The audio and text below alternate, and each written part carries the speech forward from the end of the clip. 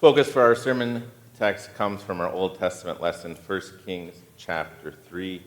We read from verse 5 to 12. At Gibeon, the Lord appeared to Solomon during the night in a dream, and God said, "Ask for whatever you want me to give you." Solomon answered, "You have given great kindness to your servant, my father David, because he was faithful to you and righteous and upright in heart. You have continued this great kindness to him and have given him a son to sit on his throne this very day. Now, Lord my God, you have made your servant king in place of my father David, but I am only a little child and do not know how to carry out my duties. Your servant is here among the people you have chosen, a great people too numerous to count or number. So give your servant a discerning heart to govern your people and to distinguish between right and wrong. For who is able to govern this great people of yours?" The Lord was pleased that Solomon had asked for this. So God said to him, "Since you have asked for this and not for long life or wealth for yourself, nor have asked for the death of your enemies, but for discernment, administrating justice, I will do what you have asked. I will give you a wise and discerning heart so that there will never have anyone like you, nor will there be one after." This is the word of our God. Could you imagine being like Solomon? Could you imagine having someone come up and ask you to give you your favorite thing, your greatest wish or desire? This reminds me a lot of one of the most famous movies when I was a kid. The next slide here. If you can see, can we go to the next slide? Yeah, there we are. If you remember, Aladdin, and it became very famous because of the guy who played the genie, Robin Williams, who was very funny. But could you imagine being like that, where someone comes up and says, "I'll grant you 3 wishes," or as God approaches Solomon and says, "I'll give you your greatest desire. What would you like me to give you?" In Aladdin, I remember it very clearly, the Robin Williams, the genie, going, "Poof, what do you want? Poof, what do you need? Poof, what do you want?" And when you think about that, though, it's kind of funny to think about it in Aladdin, and then you think about it with God and Solomon, and you wonder, what would you ask for? If you had one thing, if you could have your greatest wish or desire granted, what would it be? What would it be focused on? And maybe it's easier with a genie where there's 3 things, but with just down to 1, how would you choose? What would it be focused on? What category would you put that desire or wish? Would it be something about wealth? Would it be something about family or health? Where would you put it in there? What desire or wish would you have granted if you could have anything fulfilled? It's very interesting to think about, but we see here as Solomon is asked this question, he is given this great comfort and he's given gives a good answer to this question we're going to see. But before that, we see what Solomon answers as he is talking to God when he asks Solomon, "What would you want?" Solomon first says, "You have shown great kindness to your servant, my father David, because he was faithful to you and righteous and upright in heart. You have continued this great kindness to him and have given him a son to sit on his throne this very day." Notice he goes back and recounts all the good things that God had done, especially through his father David and all the kindness he had given. Maybe it's important when we think about having our What great makes desire Christians different? fulfilled that we think... That question... When we think about having our greatest desire filled, we think about the idea that God has already abundantly provided for us in so many ways. Do you agree? That before you even think about asking for more, it's good to look back and think about all the ways that God has blessed you. And maybe it's a struggle. I know often we talk to kids, they always want more. They always are thinking about something more, always hungry. And you remind them about the things that they have. They just had dinner. They just have all these things. But don't we do the same things where because we have these things, are we very thankful for them? How often do you thank God for the house and home that you have? For the wealth, for the money He has provided through different means. God has blessed you in so many ways that we can't even count them. With friends and family, with work and food, and our nation is so abundantly blessed. But notice that it says God has abundantly gives abundantly to all. So who would be included in that is not just the righteous, not as the gospel lesson talks about, the good and the righteous, those who believe in Jesus, but also unbelievers. That God showers rain upon the whole world to provide so many gifts and blessings. But why is that important to know? Well, it has some impact with this whole idea about this life that we talked about in our children's sermon, that this life representing now, our life on earth, and then eternity, because there's a truth about eternity and what we believe here and now.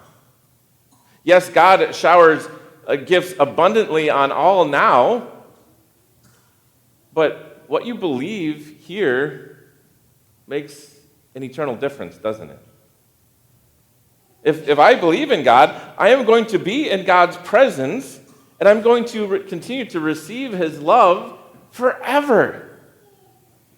But in this life, if I'm so focused on those earthly things and I don't consider my spiritual life, maybe I start to consider it when I get older or when there's difficulties, but sometimes you don't have a chance to think about it, and the result then is this eternal life is not eternal life, but instead eternal death and punishment and suffering, because you didn't want anything to do with God.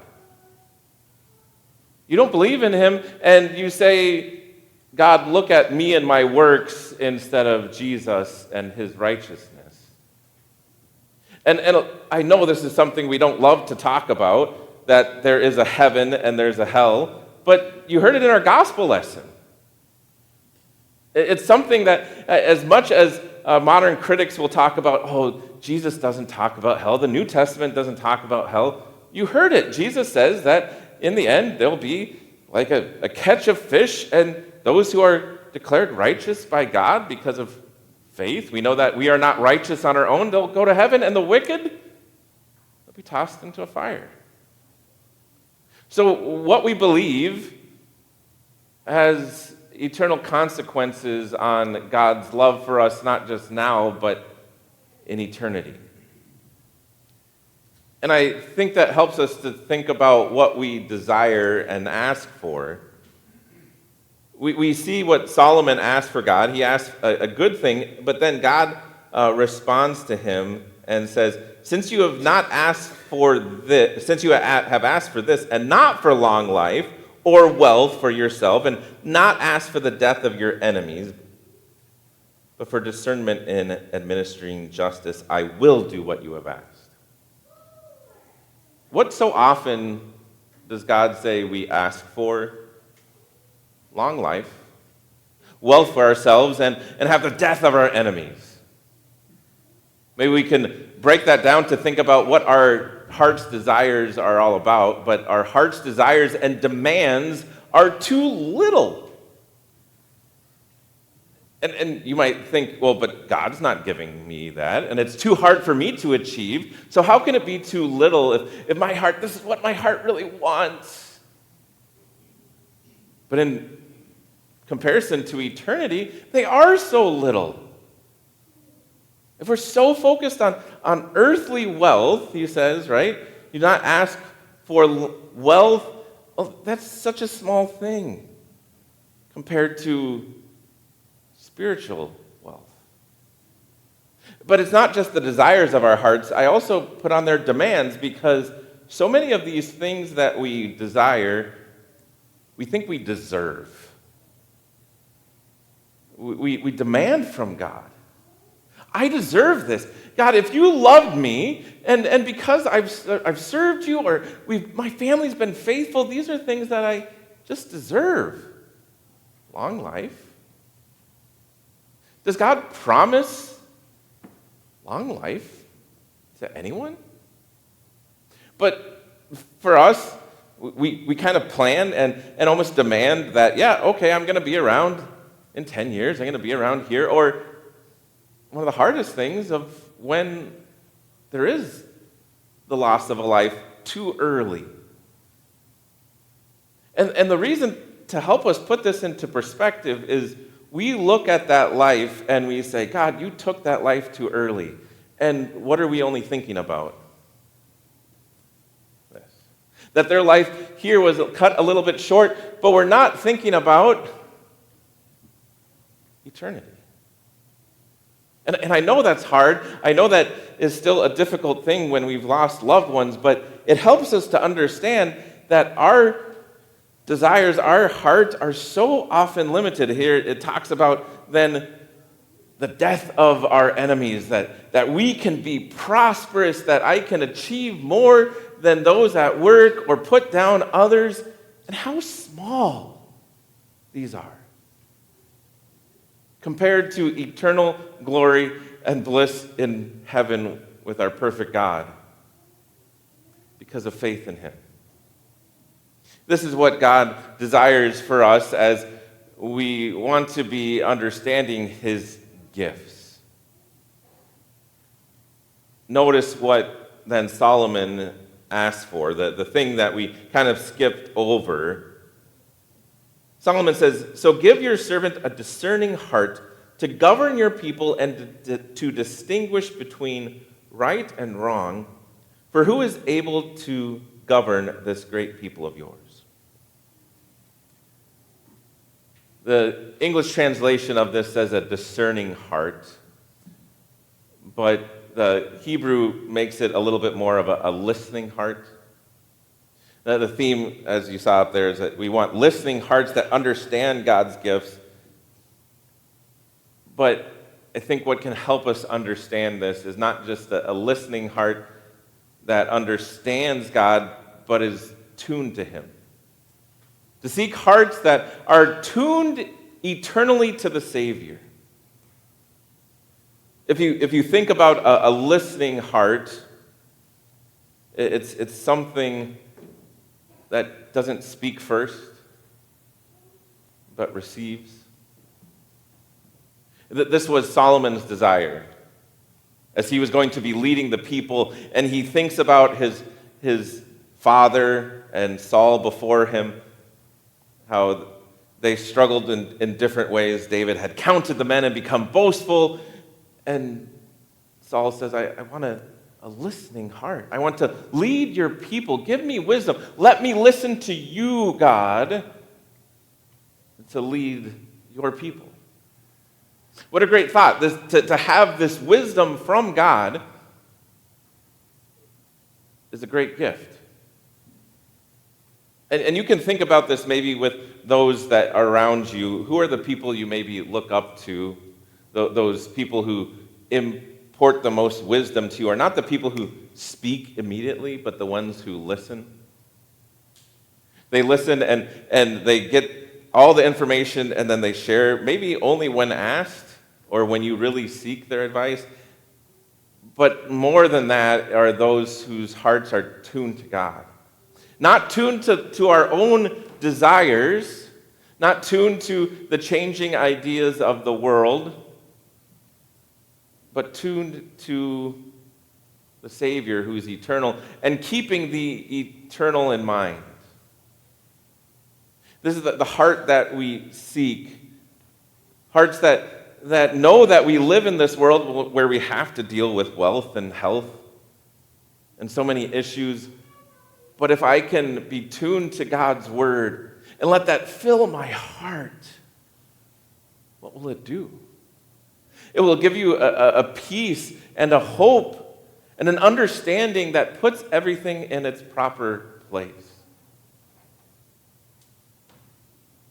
Notice what then God says to Solomon. He says, I will do what you have asked. I will give you a wise heart and discerning heart, so there will never have been anyone like you, nor will there ever be. Again, there's a little interesting translation change in the English. It says, I will do what you have asked. In the Hebrew, it says, I have done. I have done it. Not I will, but you have it. And isn't that a great picture, though, of God's love for us and his mercy? That there's so many promises that God has for us about eternity and peace and hope and forgiveness.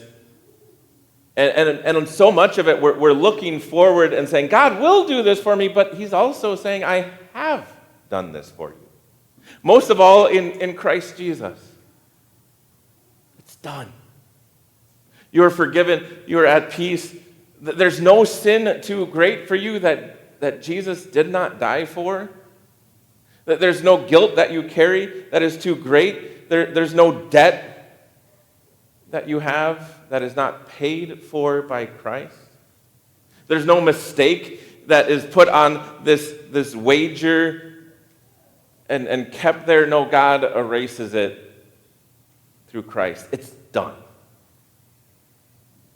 And in knowing this, in having this forgiveness, what should we then seek and know that God gives? In the verses that follow, they're not in your service folder, but God promises Solomon not just wisdom, but he says, moreover, I will give you what you have not asked for, both wealth and honor, so that in your lifetime you will have no equal among kings. And if you walk in obedience to me and keep my decrees and commands as David your father did, I will give you a long life. Even in this, God promised to give more than, not just that wisdom, but more. And I think this is something for us to think about, that God loves to give gifts that give. That are not meant for ourselves, but for others. This is what Solomon was really about. All the things that he asked for, he didn't ask for wealth for himself or a long life for himself, but he asked for wisdom to serve, and then God said, I'll give you wisdom, but also wealth and honor that can be a blessing to your people. And so what gifts does God give us that we can give to others? Not to be focused on myself, the wealth and health, but all these things that I can share with others. Number one is that gift of faith. It's priceless, isn't it? And it's something that maybe we take for granted again, just like all those other gifts out there. But God has given you the gift of faith. And this gift, again, the times that we don't want to share it or fail to share it, it hit home again with me this week. I have a few friends in Green Bay. It's mainly a group of Christians that get together, but a couple non-Christians. And there's a husband and a wife that often are in that group that aren't Christian. And this last week, the wife died of a brain aneurysm at age 37. And a lot of the people in the group that were Christian, we said, why didn't we share more? We were with them often. We talked about faith, but we didn't make enough effort to share that great gift that we have with her. And that the encouragement of how priceless that gift is that we have to be generous with it, to not hoard it or to not take it for granted, but to understand that others don't know it. But then to think about all the other gifts that God has given you to help you do those things. If it's wealth, to not use it for yourself, but to give God the glory and to share with others. If it's leading, if it's serving, to serve others in so many ways, in gifts with your hands, to serve in music, to serve in so many ways. Maybe it's just having patience. Maybe it's teaching. Maybe it's listening. Maybe it's praying. Maybe God has gifted you with this amazing gift of prayer that you can not just use for yourself, but with so many others. And I truly believe that those gifts that God knows that you use for others and you ask God for, God will continue to pour those out. But think about all those things as we think about those gifts, to not think about them just for this life, but to continue to think about how these gifts can be a blessing for people eternally. To help them focus and learn that they too can have a listening heart. A listening heart that sees, yes, there are troubles and blessings in this life, but there's eternity. And so in all that we do, we look for what is not seen, but is unseen. And that hope of eternal life. Knowing that God will continue to bless you. But most of all, he gives you that eternal blessing through Jesus and faith in him that will live on forever. Amen. Now may the peace of God, which surpasses all understanding, keep your hearts and minds in Christ Jesus.